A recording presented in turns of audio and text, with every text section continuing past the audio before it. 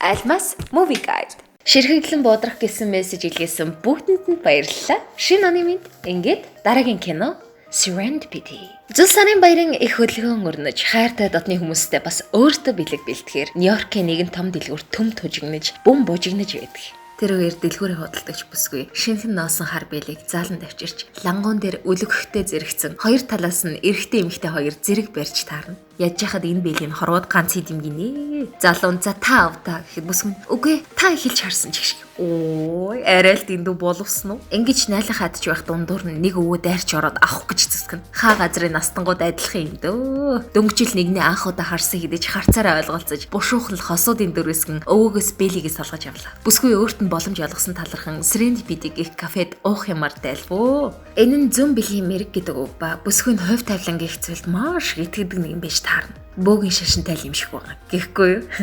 Уг нь хин хиндэ таалагдаад байгаа чи энэ хоёрт хоёуланд маань амар сонь нэг зүйл байдаг. Тэр нь найз залуу, найз бүсгүй. Тийм байж залуу нилийн шир дугаарыг нь авах гэж нэрийг нь мэдэх гэж мангар хичээхгүй юу? Өөрийгөө ч Jonathan гэдэг гэл танилцуулдагч бүсгүй юугаач хэлэлгүй. Таксинд суугаад бай. Гэтэл Jonathan кафед ороолтоо мартснаас санаж буцаад очтол нөгөө хүүхэн чинь бас авсан бэлигээ мартсан байхтаа таарч хувь тавиландаа итгэн юу ч хамаагүй хийхийг санал болгоно. Тэгснээр насанд хүрсэн хүмүүс ээж котоктэж энтер өөр юу ч хийх гээд байгаа нь тий. Ойр зургийн юмс ярилцж байгаад бүсгүй халтарч унан бэртэн. Бэртсэн ч гэж тий. Ер нь бол яагаад ч хүл байсан ш. Залан сүржигнэж лент нааж мааж хооронд шуун дээр байх мингийг нь харан тэрэн дээр нь үнсэж үнснэ. Айгу ормон чиглэж байгаа байхгүй юу? Яг анхны уулзалт мөн ч юм уу да? Гүү ч юм уу? Бүсгүй ирсэн бололтой нэр утасны даваараа цаасан дээр бичээл залууд өгөхтөл гээд тэгэхээр хажуугаар нь машин хурдтай өнгөрч нөгөө цаас нь хийсч ёстой Jenkins-ээ бай болж байгаа юм чинь. Бөөгийн шашинтай хүүхэн чи хувь тавилан бит хоёрыг бойл гэж юм. Дахиж дугаар авахгүй гэж мэгэл үнэн тулцсан юм эмхтэй. Jonathan ч гандан буурахгүй хувь тавилан бит хоёрыг учруулахгүй байсан бол өнөөдөр таарахгүй байсан штэ гэж жоохон сэнхрүүлтэл $5 өгөн нэр дугаараа бичгийг хүснэ. Дараа нь тэр мөнгөөрөө шууд юм худалдаж аваад хүний хариултанд нөгөө $5 өгөөд явуулчихна. Тэгснэ тэр доллар нь дахиад над дээр ирвэл би чам руу залгана ч гэх ядаргаатанаас залуу наа чи шудраг ус байна. Чи ч гэсэн нэрээ нэг юм дээр бичгээд өөрт нь байгаа номон дээр гэртээ хараад нэр дугаараа бичээд номын дэлгүүрт зарна. Номын дэлгүүр болгоноор энэ номыг хаа гэж энтер таунтанаас тэгсэн бүсгүй буудлын руу залууга чирч авч яраад хоёр талын лифтэнд зэрэг суугаад адилхан давхарт буувал энэ бол жинхэнэ хувь тавилан байх болно гэл. Нөгөө бэлэнийхээ өрөөсөн гişидэд Сара гэд нэртэйгээ хэлнэ.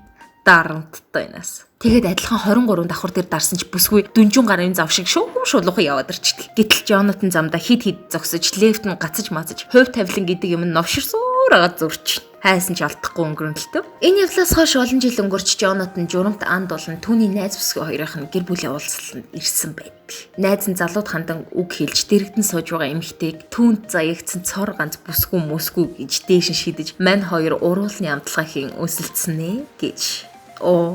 Уулзалт дуусаад харж явахдаа гудамжинд нөгөө номтой адилхан зарагдаж байгааг харан гойртлох тэм дэлгэж үтсээр харин Сара гэртээ ирэн хаалга нэгтгэхэд салхинд тугдах хөглөрөх цэцэгсийн дэлбэн нэр гიშгсээр орно. Урд нь байх том хайрцгийг задлалт дотор нь дахиад хайрцаг дахиад гэсээр үл бүр жижигч хормын бөхж үйж тааран өөр нэг хөгжимчин залуугаас гэрлэх санал авч she said yes. Дараа өдөр нь Jonathan гольфын газар ажлын зураг авалтаа хийж ил гарах гэтэл тэр газар нь Сара гэх адилхан нэртэй махлаг эмэгтэй ирэн өмнөх хууч зүрхний өвчнгийн хөдөлгөөн айчна. Гэрлэх мөч тун ойртож бэлтгэлийн анхаар үсээ засуулах гэтэл үс чинь Сара гэдэг нэртэй байж таарна. Зог тусан үсээ засуулгүй гарч таксидэж явтал төвжрэл донд дугуйтай хүн Сара гэдэг нэр оруулан дуудуулж бүр галзуурах шахан нөгөө сайн найз дээр ирэн олоод өгчвөл дөө гуйж штэ зохицуулаач штэ гэл царайчлан хамтдаа бүхий л номын дэлгүүрийг самарна. Өдөр нь өөр хөөхөн хайж явчаад оройн сүд бүсгүүдээр ирсэн озолцож юмтер. Анхнасаа шир гэж хэлээгүй юу. Нөгөө бүсгүнд харснаа үсээ сайхан засуулж гэх шиг засуулаагүй штэ наач. Гэтэл тэр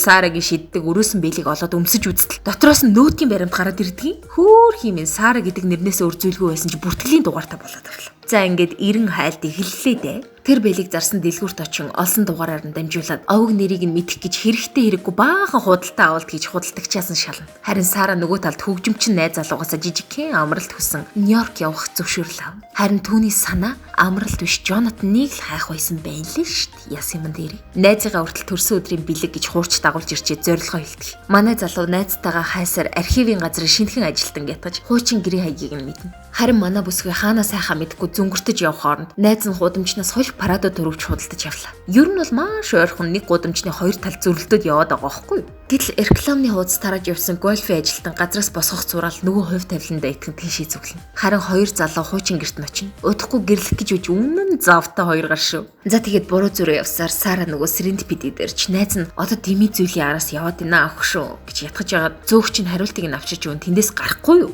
Тэгсэн нөгөө нэр дугаартай олон жил хайсан $5 хариултыг найз нь дөрөвчөндөө хийждэг. Джонатан яг хажууд нь байх хормын дэлгүүрийн гадаа ирдэг. Ёстой хэдхэн секунд Дойлын зайтай дахин зөрлөлтчихөж байгаа. Солонгос драма юм уу хааш? Үүнээс цааш эрэгтэй эрэл хаагуулч мэн шантарч болохоор шийдэл. Эхнэр нь хормын бэлэг болгож нөгөө номыг чинь бэлгэлдгийн. Дэлгээд үзтэл нэр дугаартай бүр oh my god хичнээн хайлаад тэгэд бүтэн овог нэрээр нь одоо байх хаягийг нь олж аван онгоцонд сун зорин очтол Сарагийн хоосон гэрээг эзгүүчилж дүүн найз залуутайгаа нэлүрч байгааг харчдгийг ядж яхад юу адилхан юм. Ингээд бүрэн утгаараа эрен хайлт зогслоо. Сара ч амралт нэртэй зорилгоос буцаж харахаар онгоцонд суусан байсан ч найзынхаа дөрөвчийг андууран авч явснаар нөгөө их түүхтэй $5 байж байна. Ингээд бас нисхийч болж гэрлэх газар руу яарад очтол айл хэдийн дууссан бай. Сайн мэдэн гэвэл залуун татгалзсан хорим эхлээж хөд дууссан байваа.